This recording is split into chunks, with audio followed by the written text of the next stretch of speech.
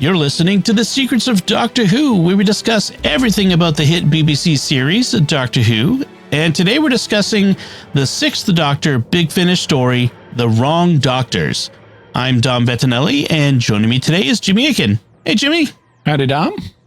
Folks, be sure to follow The Secrets of Doctor Who. We're on Apple Podcasts, we're on Spotify, TuneIn, your favorite podcast app, or at the StarQuest YouTube channel, where you should make sure to subscribe and hit the bell to get notifications. And just want to let you know that you can watch us also on Spotify. We upload the video to Spotify after the episode goes live each week, so you'll be able to see us there as well. Be sure to stick around to the end of the episode. We have more listener feedback. And I want to tell you about a new show that's on the SQPN network, the StarQuest network, called Vatican II in a Year for 365 days of 2025. And of course, you can always listen after that. We'll keep it online. You'll get a little snippet of the documents of Vatican II by Father Matthew Schneider, who will is going to be reading the documents with you and talking about it, so we can come to learn more about these amazing documents, which we've reached the 60th anniversary of the close of the Second Vatican Council in 2025. So be sure to check that out. I know by the time this episode comes out, we'll already have episodes of that show online, but they're short, 20 minutes for some of them. Some are a little longer, but most of them 10, 20 minutes, and you'll be able to get caught up real quick. So check it out, The Secrets of Vatican II, wherever fine podcast, or I'm sorry, Vatican II in a Year. I'm so stuck on Secrets of Vatican II in a Year. Find that wherever fine podcasts are found, or at sqpn.com/Vatican. All right. All the business of that done. Let's talk about The Wrong Doctors. Jimmy, why don't you give us a recap of what happens in this one? This week, the sixth Doctor has just said goodbye to his audio companion, historian Dr. Evelyn Smythe, who does not appear in this story. So he decides it's finally time to go meet his TV companion, Melanie Bush. Meanwhile, fresh from the events of Trial of a Time Lord, a younger version of the sixth Doctor is returning Melanie Bush, who was plucked from his future during the trial, to her hometown of Pease Pottage. But it's a very strange Pease Pottage, populated only by people and things like dinosaurs from its past. It turns out that the man in charge is Stapleton Petherbridge, who is from the 1700s, only he's been possessed by a time demon, a creature of the vortex that wants to delete the Doctor from history and feed on the chaos this will create. To that end, he's created a pocket of cauterized time around Pease Pottage, and he's using the total recall ability of a younger Melanie Bush to keep the timeline straight. It thus turns out that Mel Bush's first adventure with the Doctor is a complicated timey-wimey tale involving both a younger and an older version of the sixth Doctor, and a younger and an older version of Mel herself. Oh, and there are also aliens known as the Mardak using unstable time travel technology to try to invade. In the end, the Doctor manages to convince the aliens to call off their invasion. He and Mel return all the characters, including the original Stapleton Petherbridge, to their original times. The time demon is banished to its own reality, and the Doctors and Mels are restored to where they need to be in their own timelines. The end. So your overall impression of this story, Jimmy? Well, I'm glad that Big Finish took on how did the Doctor first meet Mel? Yes. Because we do not know that on television. And even the Doctor does not know it. On television. When we get up to Trial of a Time Lord, we get through the first couple of parts of it, and then all of a sudden they do a River Song before River Song on us and yank a companion in from the Doctor's future. And even the Doctor doesn't know, how do I eventually meet you? And so that's what we saw on television, and they're trying to address that. So after Trial of a Time Lord, they have that version of the sixth Doctor take her back to her home village. Right. So that she'll be there to meet him in the future. And then, fresh from Evelyn Smythe, who is in a bunch of audio adventures, the sixth Doctor's just said goodbye to Evelyn. It's like, okay, I guess it's time to finally go meet Mel now, I guess. And so he goes to Pease Pottage too, to finally meet Mel. And then we get this weird adventure with two versions of the Doctor and two versions of Mel. And And so I appreciate that they're giving us Mel's first adventure with the Doctor. I appreciate that they're trying to do it in a complicated, timey-wimey way. It is a little hard to follow. And also my standard criticism of Big Finish in this period, they're trying to imitate the TV format with 4-part 25-minute stories. And I think that's a little too long. I prefer what they're doing now with 1-hour plays. Yeah, I agree. One of the things I think Big Finish has really gotten into is this idea of, can we do things that we would be nearly impossible on TV? Mm-hmm. And one of those is, let's have, duplicate versions of the same character, the 2 Sixth Doctors and 2 Melanie Bushes on quote unquote screen at the same time, or on stage at the same time. And I applaud them for trying to do things beyond what TV would allow them to do. I mean, you could do it on TV with, CGI and whatnot, but I applaud them. But it's hard to follow when you have the same actors doing different parts. The way they try to handle that now, if they were doing this on TV, it would be easier, because for a substantial period during the Evelyn Smythe era, the 6th Doctor wore a blue version of his rainbow costume. So it wasn't a rainbow anymore. It was different shades of blue. And so if they were, and you'd see that on the artwork for Big Finish sets. So here you've got the older Doctor wearing the blue, and you got the younger Doctor wearing the rainbow. And so that would make it easier if this were on television. And they could similarly change the clothing of the Mels. So you could have the older Mel wearing one set of clothes and the younger Mel wearing another set of clothes. Right. They don't have that ability, though, since it's in the visual medium. So what they do instead is they use stereo. And so you'll have the older Doctor and the older Mel talking out of your right ear, and the younger Doctor and the younger Mel talking out of your left ear when they're in the same scene together. I didn't notice that. I don't know if it's because I wasn't listening in stereo or interesting. I was using the Big Finish app to listen, so I would assume then it may have been channeling it over phone speakers in a way that wouldn't have been obvious. Yeah, that's true. I wasn't using headphones. That would be the difference. And when we say younger and older, like for Mel especially, because the Doctor's more time passed, but for Melanie, it was not that long. I mean, between these two moments, I think, like maybe a year or so. I don't know how long. We're not talking it was. Decade. No, not decades. Well, I think it may be a few years, because she hadn't yet gone to college. But that seems to be rewritten time. So she may have. I think it's ambiguous how much time has passed for Mel. Okay. You answered my question about Evelyn. I know that I haven't heard those Big Finish stories yet, so that was one of my questions going in. And Evelyn is one of my more favorite companions. She also meets the 7th Doctor. Okay. And she's kind of like River Song in that she's a historian. Okay. But she's not like River Song in that she's not action woman. I mean, she's like a frumpy librarian type historian. Oh, okay. And so she's more laid back. She's seasoned. She's a mature woman. She's not an action hero. Okay. She's like a professor. And I like her. I don't think all of the audio companions are great. Like there's another one the 6th Doctor has named Flip. And Flip is this young woman with this urban accent who I really don't like. It was high nasally voice. I really don't like Flip. But Evelyn was very popular and has been very popular with the fans. I think we've done a 6th Doctor with Flip at some point. Because it sounds familiar. And this one came out around 2012 or 13, I think it was, this story. So just to kind of place it in the timeline of Big Finish productions. So when remind me, because I don't recall, I'm fuzzy on this. When after the Trial of the Time Lord, where do we see the Doctor and Melanie next? Because that's in the next season, right? Yes. And what story? Well, what story actually, it's the first of the 7th Doctor. because Colin Baker got fired after Trial of a Time Lord. Right. That's why I'm fuzzy. Yeah. Yeah.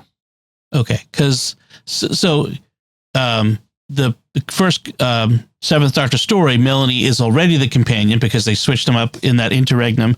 Right. And so we have to presume that she was with the Sixth Doctor for some period of time. Yes. And that was okay. And that's chronicled by Big Finish. And also they eventually finally give us the Sixth Doctor's final story leading up to his regeneration into the Seventh Doctor. Okay. Because at the end of this story, correct me if I'm wrong, the Sixth Doctor leaves without Melanie because he realizes it's not time for him to take her journey. Yeah. Okay. All right. So, again, very timey-wimey, confusing. I do like the fact that they call out at a couple points. We have a plethora of Mels. So we have Mel A and Mel B, but no Mel C because we don't want the Spice Girls because two members of the Spice Girls were Mel B and Mel C. I didn't know that. Okay. Yeah, that was, and they make a few Spice Girls puns. I did like, so they refer to the older Mel as Mel A, and she's the one who's traveled with the Doctor and knows what's going on. Right. The younger Mel has not traveled with the Doctor and does not know what's going on, and she's the one that Petherbridge is using to keep track of the timeline. So her subconscious is stuffed full of timeline information. She's only, they tell us, got a day of working memory. So she's only remembering like 24 hours worth of events. Right. And so she's cognitively impaired. Right. She's functional, but she has no broader grasp of what's going on. They thus, but because she's younger, and I thought this was weird. I would have referred to her as Mel A, since she's the first in her own timeline, but they decide she's Mel B instead of Mel A. And they also refer to her as Mini Mel because she's younger. And I thought that's interesting when they're talking to her, because they'll talk to her, they'll both refer to her as Mel B and as Mini Mel. Yep. And I thought both of those are kind of work if you're talking to the younger version of her, because if they call her Mel B, she's going to think it's short for Melanie Bush. Yeah. And so she'll think it's just another version of her own name. And if they call her Mini Mel, it's like, well, you're this little small woman. So that kind of works too. And so they've invented language to refer to her that actually works for her, but it's a double entendre. Right. And the Mini Mel, I don't know if it was a conscious or unconscious reflection from Austin Powers and Mini Powers. Yeah. Which is a fun little connection. I do like the fact, I have to call this out because as the husband of a English professor, one-time English professor, quotations from poetry and Shakespeare. So the Doctor quotes lines from Robert Browning's Home Thoughts from Abroad, which is a poem about Browning, presumably living in Italy, but where it's beautiful, but kind of pining for home in England or Scotland. I forget where Browning exactly was from. I had that with California and Arkansas. I can imagine.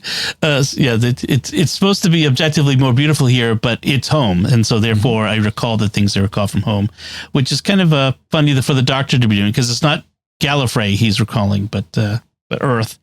And then he does at the end quote from Shakespeare's As You Like It. Last scene of all that ends this strange, eventful history is second childishness and mere oblivion. I am sans teeth, sans eyes, sans taste, sans everything. But so it's about growing old. And the Doctor knows something about growing old too.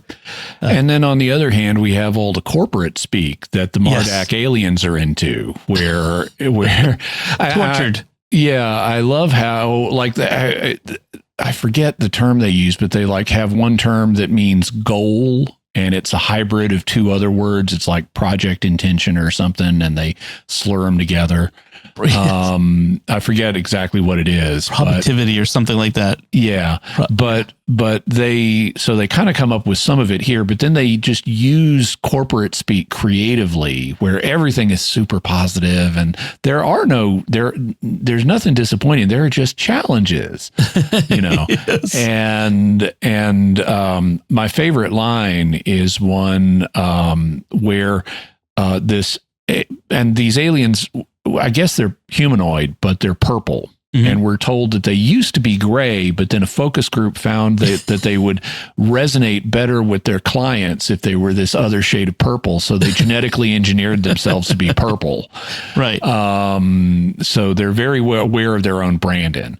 But one of them, whose name is Vanish, and she's like one of the higher ups in the local hierarchy of these aliens. At one point, she's introducing herself during the invasion, and she says, "My name's Vanish, and I'll be your invasion facilitator for the duration of this incursion." Well, the doctor introduces them by saying an entire species dedicated to one of the most despicable occupations in the civilized universe. Business consultants. Yeah. that was great. Yeah. Well, and then I just love though, I'll be your invasion facilitator for this incursion. Well, also when the doctor says he's called the doctor, she says, "Oh, great. Me too. We all have DBAs." For people who may not be aware, DBA is short for doing business as. Yes. So it's like you've got a business name that's separate from your real name, and she's spotted. Okay, the term "the doctor" is just the doctor's DBA. It's not his real name. I think what DBA was in this though is an educational degree. So instead of an MBA, like a Master's of Business Administration, there people get DBAs, which are Doctors of Business Administration. I thought that's what that was. Oh, that could be that. Maybe it's another double entendre. I think maybe it's a double pun there. Yeah. So which is fun. At the end, Petherbridge, the time demon, when he's negotiating with the Mardaks, mm-hmm. he needs so many of the Mardaks to be buried in an explosion here because their bodies are infused with this unstable time component called Valancium. Yeah. It's very time, convoluted. And the doctor kind of circumvents that. And so he's trying to figure out a way to get this to happen because he needs them to be buried here and now because they decay into the past or something like that. Yeah. The way Valancium works, the doctor says, now they use it for time travel and it's supposed to be unstable and not good time travel, which is the way it works on Doctor Who. Time Lords they've got the premium tier time travel. Everyone else is inferior. Yes. But the Valancium, they have a Valancium corridor through time.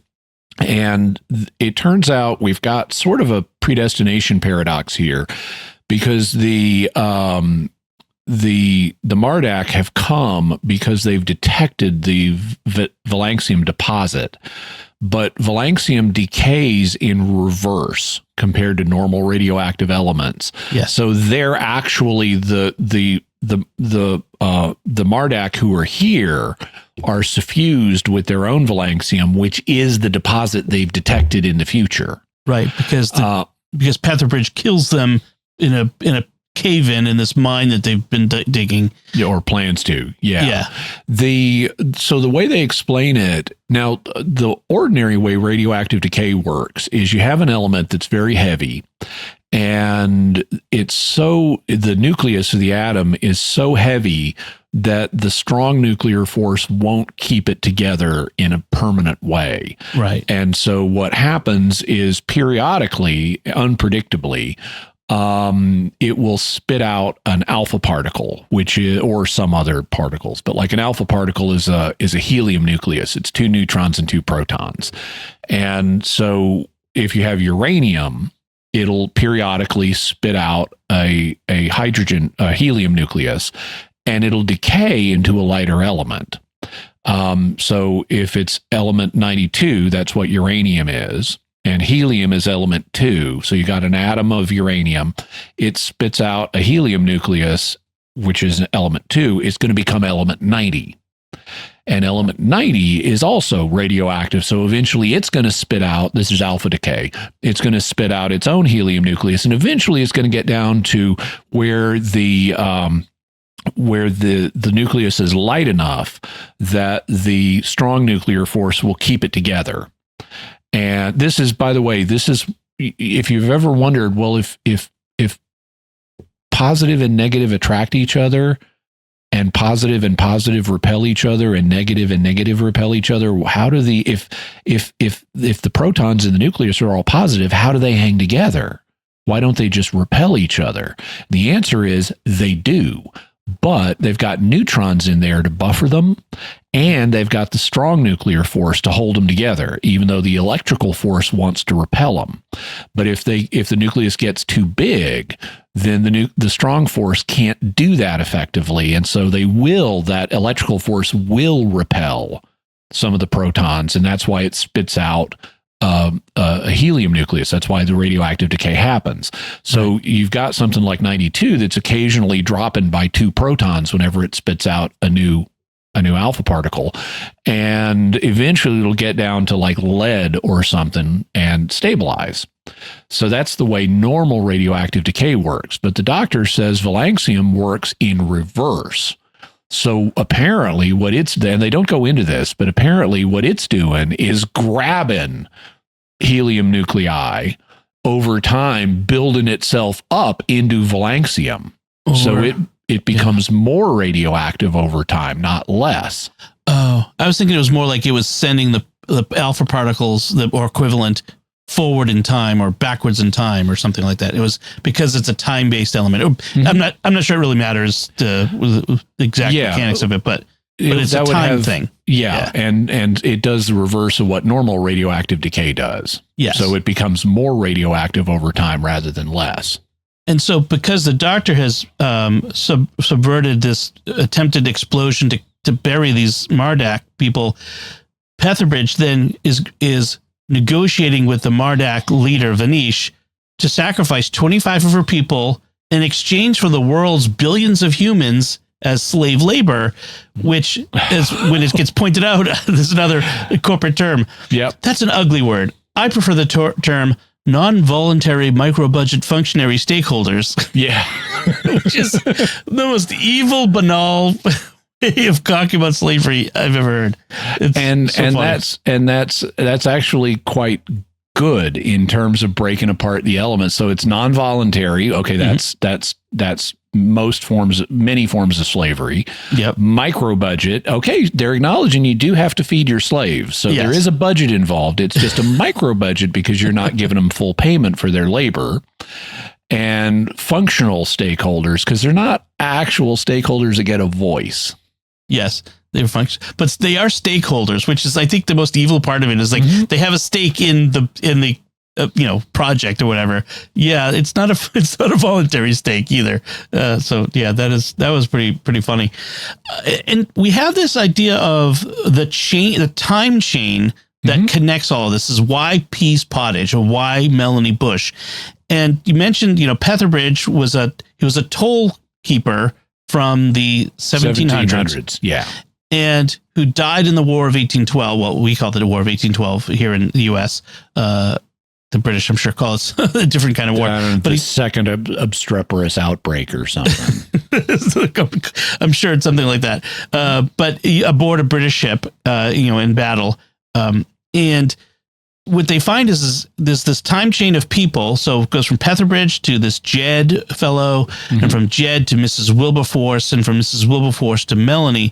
And each one, one dies at the same time the other one is being born, or the same year anyway, they say. But so their lives overlap. Right. And that's what's created this time chain in Pease Pottage, and why all of history of this area is existing ones, including dinosaurs. We have a baryonyx running around. And they're using at least the chain of these 4 individuals. They don't really explain the dinosaurs. There's kind of a big jump of 60 million years for no explained reason. But they've got these 4 individuals, Petherbridge, Jedediah Thirlwell, Mrs. Wilberforce, and Melanie Bush, who are linked in this way. They don't initially know that's how they're linked, but they eventually find out we form a human chain that is ground in the cauterized time. Right. That is that they've created, that Petherbridge's time demon has created around Pease Pottage. And this emerges late. Petherbridge is a real guy from the 1700s. Yeah. He's, though, been possessed by a time demon. And so what they do to destabilize the cauterized time is start returning the links in the chain back to their own time periods. So the first to go is Mrs. Wilberforce, and she gets returned to her own time, and that starts destabilizing the cauterized time bubble. Then they return Jed to his time. Then they return Petherbridge to his time and separate the time demon from him. Right. And then lastly, they return Melanie Bush to her time. Right. And they're doing this, some mental thing that happens, and the doctor is trying to do it, but he can't return Petherbridge for whatever reason. He's trying to protect Mel by doing it himself, and he can't. So it has to be Melanie who does it. And one of the things, I think the reason why things started to fall apart, and why like say the baryonyx, the dinosaur shows up, is the time weight of two TARDISes being in this cauterized pocket at the same time. They talk about like a trampoline above a trampoline or something. The doctor says to Jed, who's this highwayman from the 1800s, he says, imagine one trampoline with another smaller trampoline hovering above it, and you put a cannonball on the smaller trampoline, and that will cause its surface to depress to the point that it touches the larger trampoline. Well, like that's what's happening with time and cauterized time with my TARDIS in place of the cannonball. Do you understand? And Jed says, yes, just one question. What's a trampoline? Exactly. Guy from the 1800s isn't going to know what a trampoline is. And in fact, not a low educated highwayman anyway. No, that's for sure. I like this, the story of Mrs. Wilberforce. Actually, it was kind of a fun, like a nice little, she's a World War I widow, and she accepted Petherbridge's offer because he promised her that she would get to see her husband, her Francis, again, from before he went off to the war. And she keeps asking, when am I going to see Francis again? And it's affecting, it's like this poor woman who sacrificed much. In fact, we kind of, they bring forward some of the other women from the village, from the war. And I think it's the group of women from World War II, but they kind of talk about how, the women on the home front and their importance to the war effort. And, we said it was the First World War was the war to end all wars. And here we are again, but we're going to be, and I thought that was a nice little interlude in the story. I mean, the story was long enough, and it was, as we both said before, I think it was too long in some ways, but at least allowed for some of that to come in and to develop that character, which I liked Mrs. Wilberforce as a character. So I'm trying to think of other things that we want to bring up in this. We talked about the time demon.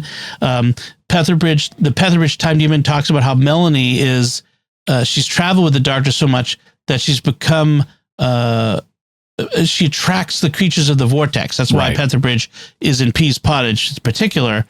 And he mentions several of them, including the, what's the one that the Eighth Doctor and Charlie? The Vortisaur they encounter. Yeah, he name checks that and some other vortex creatures that live in the vortex. Yeah, as well as himself. And they also make it clear that, like the Doctor himself, and like they do the same thing with River Song and Amy Pond, where they are themselves, and Charlie, where Mel is herself a complex space-time event that has plot implications. Right. Like she came into existence. It was conceived aboard the TARDIS, in the vortex. So therefore. And so this time demon thrives on chaos in the timeline, and that's why he wants to kill off the Doctor, because when you lose the Doctor out of the timeline, it'll cause all kinds of chaos. He's important enough. I don't think of anything else that is. I mean, there's a lot of back and forth. Yeah, I've got a couple of small things that I think are worth mentioning. One of them is because the time demon is using young Mels total recall ability, which they refer to as an eidetic memory, and that is really not what an eidetic memory is. Mm-hmm. It is not total recall. I have an eidetic memory. I do not have total recall. What they're thinking of is highly superior autobiographical memory, which Mary Lou Henner has. She's one of the very few people who are known to have this very intense form of autobiographical memory. People with eidetic memories, eidetic means image related. And so like it's sometimes called photographic memory. So like if I'm remembering something, I may remember an image of where I read it on the page. If I'm remembering a fact from a book, I'll remember, it was in this quadrant of the page. Right. And that's what an eidetic memory is, but it is not complete recall of everything. You don't remember every page you've ever read. No, that would be similar to highly superior autobiographical memory. Okay. Although even then, that's not everything. But in any event, Mel has some kind of fancy memory, and the time demon is using it to keep track of timelines here. And so once older Melanie realizes that's what he's doing with young Mel, she thinks maybe I can do that too. Mm-hmm. Maybe I can just imagine something and get that to be reality when the timeline shifts. And so Jed, at this point in the story, has been tying up the doctor, and the doctor needs to be able to, has tied up the doctor. And older Mel says, but maybe I can affect this. Maybe he used a slip knot to let you get out. And then at that moment, the timeline changes and the doctor's tied up with a slip knot, and he gets his hands out of being tied up. And you have this nice moment where both the doctor and Mel both together say, I did it. And so that's nice. That's creative. I like that. They're also, I like at the end, the Vanish, the Mardak invasion facilitator. She gets basically dethroned. Yes. Her subordinate, who is a starship captain of the Mardak, basically reports this project as a lost investment, as a write-off with no return on profit. And so she gets dethroned basically. But I like her final line. She says, but I've onboarded key learnings from this environment, from this challenging environment. And I love that corporate speak to the end there. They kind of remind me a little bit of the Ferengi. The Ferengi weren't quite so much corporate speak, but they were, it was built around a business, a civilization built around business. Oh, and I also like how one of the dinosaurs that they're dealing with is an iguanodon. And they make a point that it's a herbivore, which iguanodons were, but it can still kill you. Yeah. And so it's like, yes, just because it's an herbivore doesn't mean it's not dangerous. Yeah. Elephants and rhinoceri are also herbivores, and they are extremely dangerous as well. One thing I liked was the older Mel kept calling the blue-coated doctor, the older sixth doctor, Indigo Jones. Yeah. And he hated it. And so she kept doing it, which was awesome. Yeah. I thought that was funny. He eventually had to accept it. Now, I assume that's a reference to Inigo Jones, the architect. Oh, no, I think it was Indiana Jones. Oh, okay. Yeah. Okay. Because the doctor at one point, he starts to object to Indigo, and I thought he objected and wanted her to reference Inigo, and there was an architect named Inigo Jones. That might have been both then. But I didn't see who lived a couple hundred years ago, but I didn't quite see the relevance. So I assumed it was something in British culture I'm not fully familiar with, although maybe it was Indiana Jones instead. Yeah. Cause it was Dr. Jones, which is what the Short Round calls him in the second, Indiana Jones. Well, actually it's called throughout it, but, in any case, I did like the Indigo Jones though. That was a good, clever pun.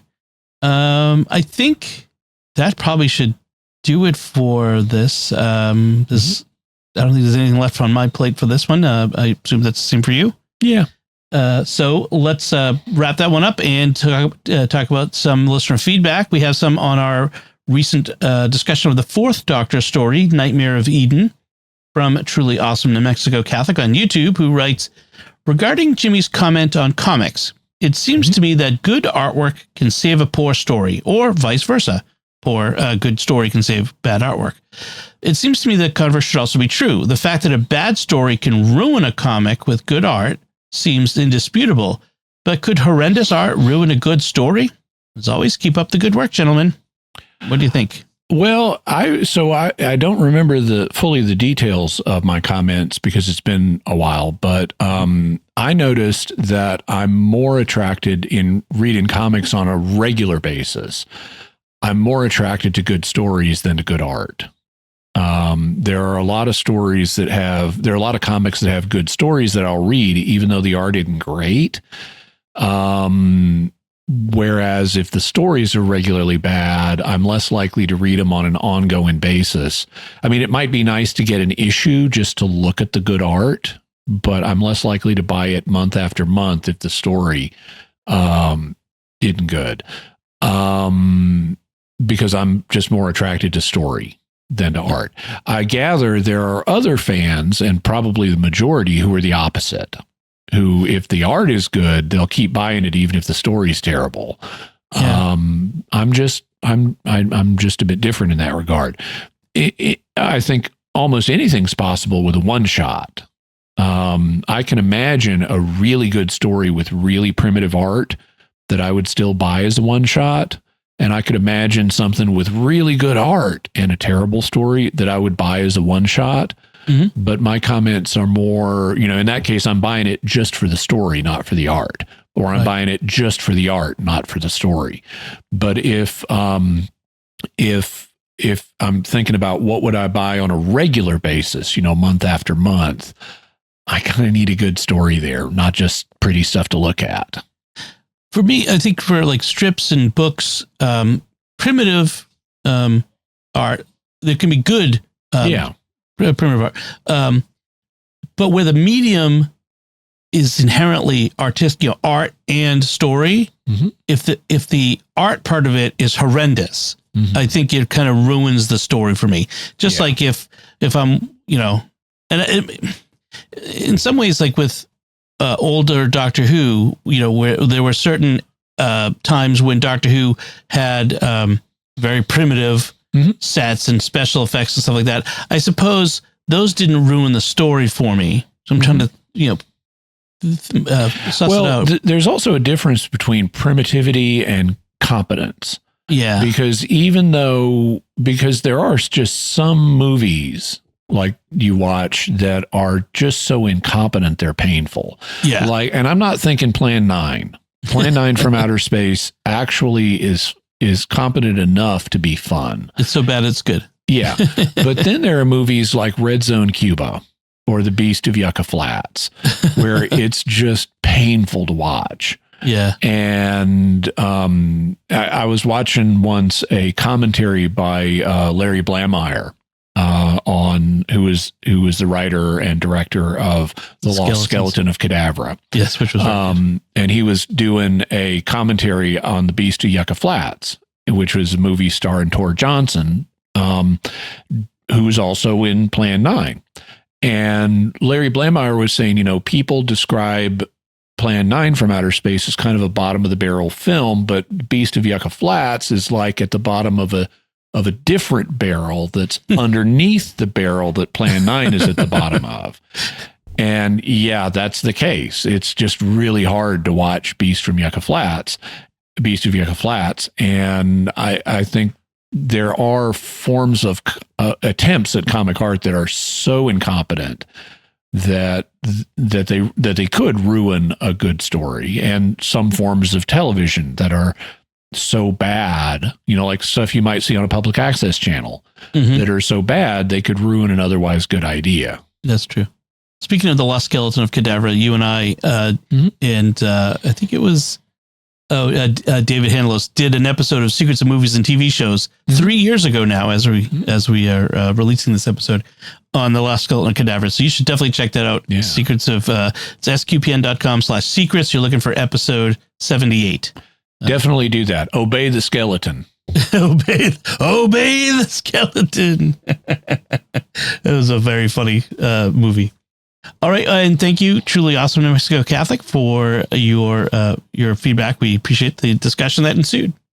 And now we want to take a moment to thank our patrons who make it possible for us to create the Secrets of Doctor Who. Their generous donations at sqpn.com/give make it possible for us to continue the Secrets of Doctor Who and all the shows at StarQuest. And you can join them by visiting sqpn.com/give.